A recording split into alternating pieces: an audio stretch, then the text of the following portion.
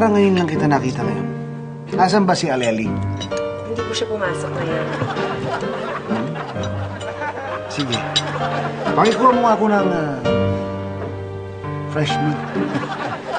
Thank you.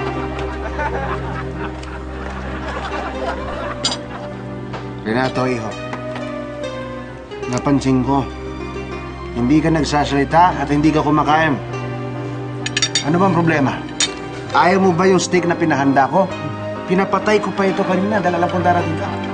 At itong mga mashed potato na ito, ako mismo naghanda.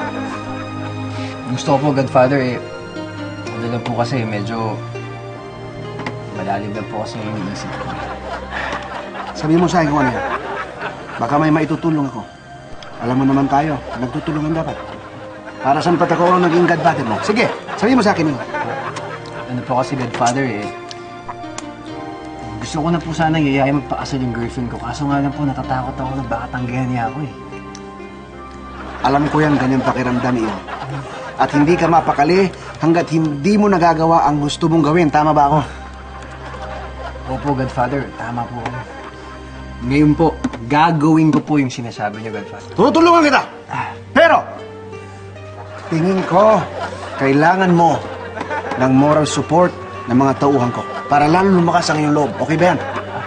Opo, Godfather. Pwes, samahan kita. Salamat po. Stefano! Valerio! Giovanni! Gibbonci!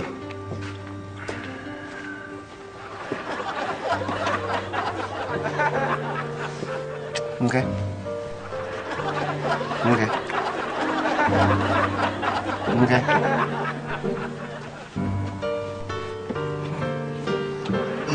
Umiiwas ka na ngayon! Umiiwas ka na ngayon! Sabihan yan. Don Cantoni, ano po ba yung may paglilingkod namin sa inyo? Namumroblema ang aking pamangkin dahil sa kanyang kasintahan. Nais niyang hingin ang kamay ng kanyang kasintahan ngayong araw na ito at gusto ko tulungan niyo siya. Don Cantoni, sigurado po ba kayo na hihingi niya yung kamay? Sigurado po ba kayo, Don? Alam niyong ayaw kong inuulit-ulit ko ang sinasabi ko. Masusunod po. Pag sinabi ko hingi ng kamay, hingi ng kamay! Tulungan niyo siya! Sige, alam madaling po. Sige po. Sige po, Godfather. Tulungan niyo siya! Sandali lang po. Salamat po, Godfather.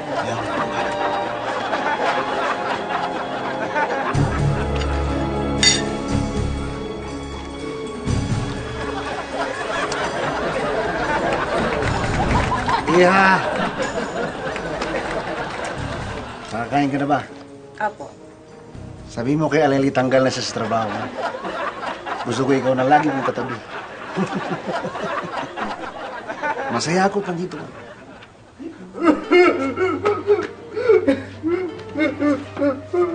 Iyo, ano ang iyong problema? Ano nangyari? Sandali. Ano nangyari sa iyong kasintahan?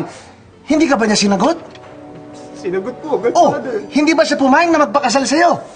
Pumayag naman po eh. Oh, kailangan tayo maghanda ng isang piging, isang engagement dinner. Bakit ka umiyak? Hindi na po matutuloy yung kasal, Godfather. Hindi matutuloy. Asan ang 4 tauhan? Asan kayo? Magsibaso kayo! Di ba sinabi ko sa inyo, ha? Tulungan nyo ang aking pamangkin na hingi ng kamay ng kanyang kasintahan? Ginawa naman po namin, Don Cantoni. Opo. Oh, asan na? Ito po.